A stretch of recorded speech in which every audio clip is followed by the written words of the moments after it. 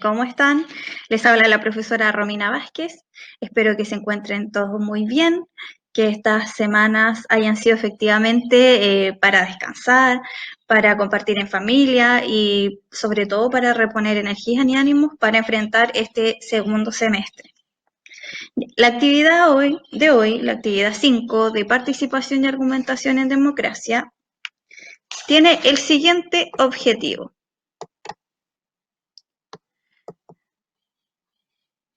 Estamos en la unidad 2, la argumentación situada críticamente.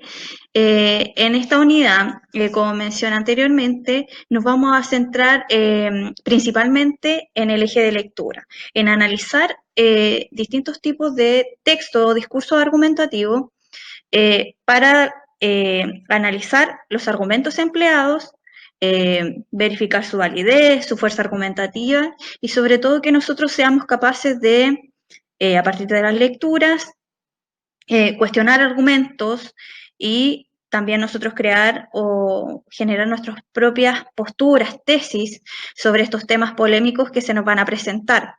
Y obviamente ser capaces de formular nuestros propios argumentos y dar razones de por qué pensamos de cierta forma. El objetivo de aprendizaje de esta guía es leer de forma comprensiva y crítica textos argumentativos del ámbito público, analizando los impactos e incidencias que tienen en la instalación de creencias, puntos de vista, perspectivas y conocimientos sobre diversos temas de importancia en la sociedad. Continuamos. Ya, para desarrollar esta actividad, bueno, es necesario obviamente todos los conocimientos previos que hemos adquirido, conceptos como tesis, discurso argumentativo, contraargumentos, estructura de la argumentación, bases, garantías, respaldos, tipos de argumentos, falacias. Todos estos conocimientos que hemos adquirido hasta el momento sí son indispensables y prerequisitos para desarrollar esta actividad. Hoy lo que vamos a explicar tiene que ver con las formas de legitimación de los conocimientos que se desprenden mucho de los tipos de argumentos. Pero cuando hablamos de forma de legitimación, vamos a responder a la pregunta principalmente de dónde vienen los argumentos que utilizamos para sostener nuestra idea y punto de vista. ¿Y en qué consiste? Estas son las maneras que emplea una persona para dotar de validez o veracidad sus planteamientos. Y algunas de estas son, primero, basadas en la verdad. En este caso, se van a entregar opiniones fundadas en hechos, en datos y en situaciones reales y concretas. Un ejemplo podría ser, la anorexia es un trastorno alimenticio que puede provocar la muerte. Efectivamente, el hecho de que puede provocar la muerte es un dato, es un hecho concreto, o sea, basado en la experiencia, en datos empíricos previos, o sea, no es algo que se inventó. Continuamos. Otro puede ser basados en creencias sobre el mundo. ¿Y qué son las creencias?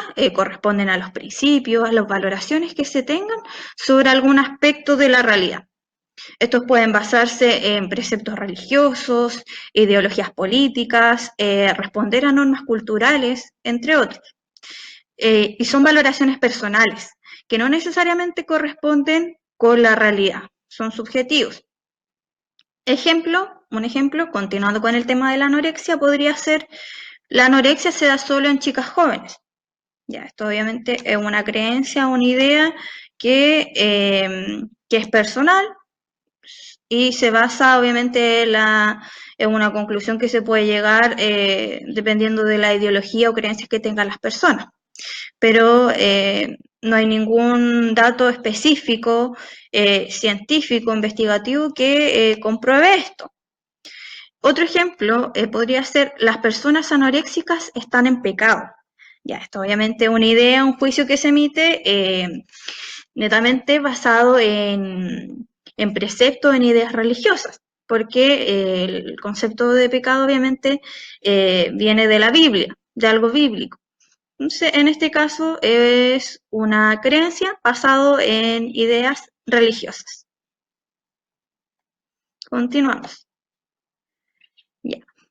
Otro es basados en conocimiento científico. Ya, aquí en conocimiento científico nos basamos en saberes y en datos obtenidos a través del estudio, de la observación, experimentación, análisis de hechos o fenómenos.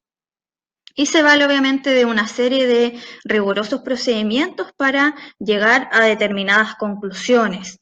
Hay un proceso largo de por medio y riguroso eh, para llegar a conclusiones determinadas. Un ejemplo, y también continuando con el tema de la anorexia, podría ser tal y como refleja la guía de práctica clínica sobre trastornos de la conducta alimentaria elaborada por el Ministerio de Salud y Consumo, alrededor del 50 a 60% de los casos se recupera totalmente, un 20 o un 30% lo hace parcialmente y solo un 10 o un 20% cronifica la enfermedad. Bueno, estos datos no son basados en Chile por si acaso, son basados en el Ministerio de España. Pero sí, efectivamente, aquí estamos citando a una entidad que es pública, que tiene prestigio, y dice la guía práctica clínica sobre trastornos de la conducta alimentaria, y que para llegar a estos datos duros tuvo que realizar una investigación de por medio, un proceso largo, un seguimiento a personas que tienen trastornos alimenticios para llegar obviamente a tener estas conclusiones. Entonces, aquí tenemos basados en conocimiento científico. Y finalmente, aquí debería haber una B.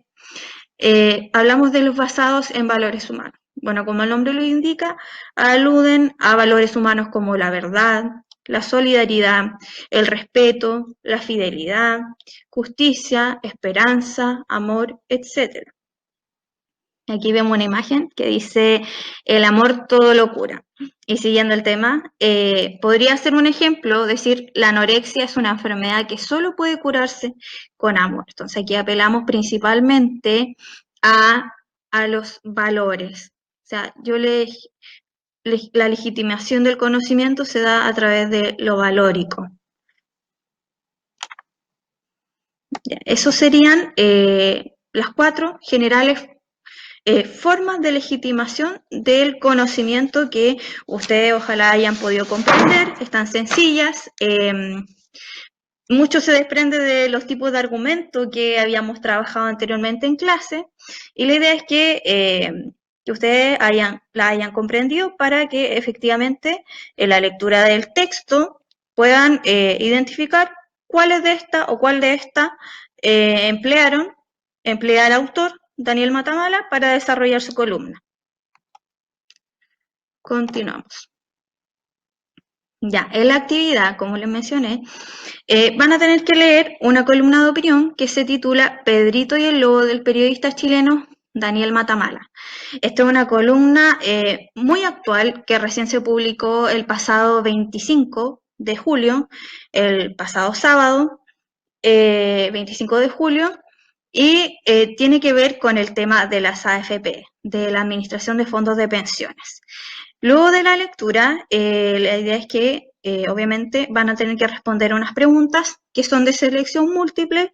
Si respondan en formulario de Google, obviamente van a tener que seleccionar la pregunta, o sea, la respuesta que ustedes consideran correcta, y en el caso si lo desarrollan en Word, van a tener que subrayarla o destacarla. Vamos a continuar.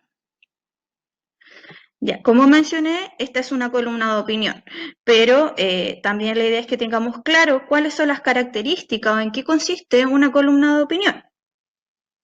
Ya, este es un texto de carácter expositivo, argumentativo, porque se argumenta, obviamente, se entregan argumentos o se defiende una postura. El autor del texto, en este caso Daniel Matamala, defiende una postura sobre un tema específico. Y su objetivo final, obviamente, es convencer al lector de que su punto de vista es válido, por lo que el columnista debe valerse de la calidad de sus argumentos, aunque la forma de desarrollarla es completamente libre. Bueno, ¿por qué se llama columna también? Es porque tiene forma alargada, como columna. También aquí habla de que es de carácter expositivo, porque efectivamente Se desarrolla un tema, se, se desarrolla un tema, se informa sobre este y además se entrega la postura determinada a través de argumentos. Continuamos. Ante conocer información biográfica del autor de nuestra columna de opinión. ¿Quién es Daniel Matamala? Daniel Matamala es un periodista y escritor chileno. Es un rostro quizás conocido que ustedes han visto a través principalmente de televisión.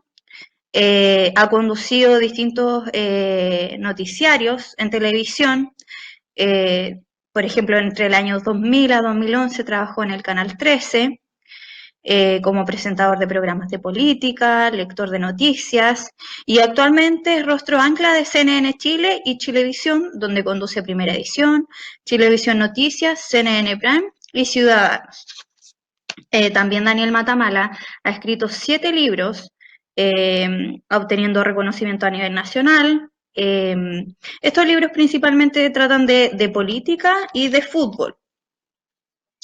Y también ha conducido algunos programas radiales con Juan Manuel Astorga en Radio Infinita. Continuamos.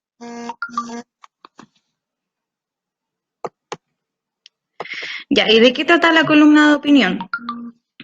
Como les mencioné, esta columna de opinión es actual, es bastante actual, es del sábado 25 de julio y trata sobre la aprobación de los fondos del 10% de los fondos de pensiones. O sea, por amplia mayoría en el Congreso se aprobó la idea de retirar el 10% de los fondos de pensiones.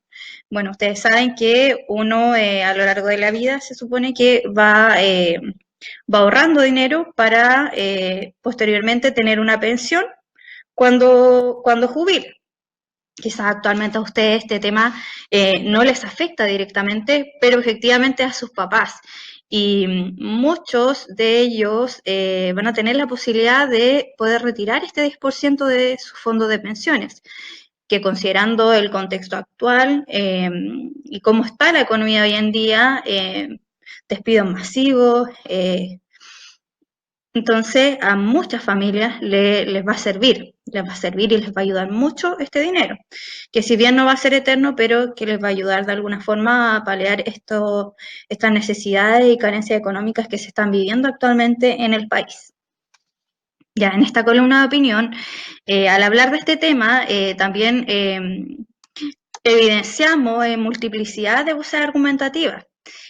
Citan muchas personas, entre ellos diputados, directivos, expertos, economistas, hasta al presidente de la República. Ya.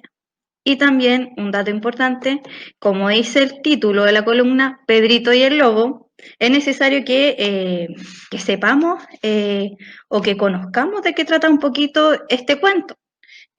Muchos quizás lo leyeron en la infancia y hay otros que quizás no tienen idea de qué trata este cuento.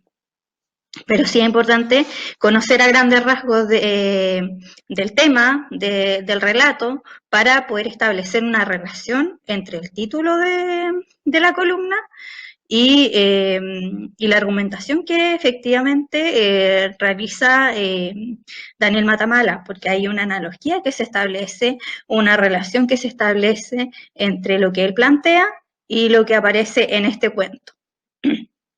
Ya, Pedrito y el Lobo, bueno, como se ve en la imagen, Pedrito era un pastor, un joven pastor, que un día aburrido no halló nada mejor que jugarle una broma a la gente del pueblo. Entonces se le ocurrió inventar que venía el lobo a atacar a sus ovejas. Entonces gritó y gritó, ayuda, ayuda, que viene el lobo. Y la gente salió de sus casas con armas, con escopetas, para atrapar al supuesto lobo. Bueno, y cuando llegaron al lugar se dieron cuenta que Pedrito estaba de lo mejor, muerto de la risa y con sus ovejas como si nada hubiese pasado. Entonces la gente indignada se fue a sus casas y En vez de aprender la lección, Pedrito siguió haciendo lo mismo una y otra vez, engañando a la gente, diciéndole que venía el lobo y pidiendo ayuda. Hasta que un día apareció efectivamente el lobo. Y Pedrito gritó, pidió ayuda, pero nadie del pueblo fue a socorrerlo. Entonces, ¿qué pasa? Que la gente, aburrida de sus engaños, al final, cuando efectivamente Pedrito necesitaba ayuda, no, no corrió a ayudarlo, a socorrerlo, a prestarle ayuda. Entonces, tiene mucho que ver con el engaño y con que la gente en algún momento se cansa de estos engaños y al final decide hacer oídos sordos de estas personas que no tienen ningún pudor en mentir y engañar a las personas. Ya, finalmente, chicos, les voy a adelantar que esta actividad tiene un total de 25 puntos. Son 10 preguntas de selección múltiple. Cada una de estas preguntas tiene 4 opciones de respuesta. Y al final hay un bonus o una pregunta que es que pueden desarrollar de forma voluntaria, que es optativa. Pero la idea es que efectivamente la puedan desarrollar porque si la responden de manera correcta, pueden tener hasta 5 puntos que se van a sumar a su puntaje. En caso de que les falte o que se equivoquen al responder, esto les puede servir mucho. Así que los invito a todos que traten de responderla, porque principalmente se centra en su postura o opinión sobre el tema.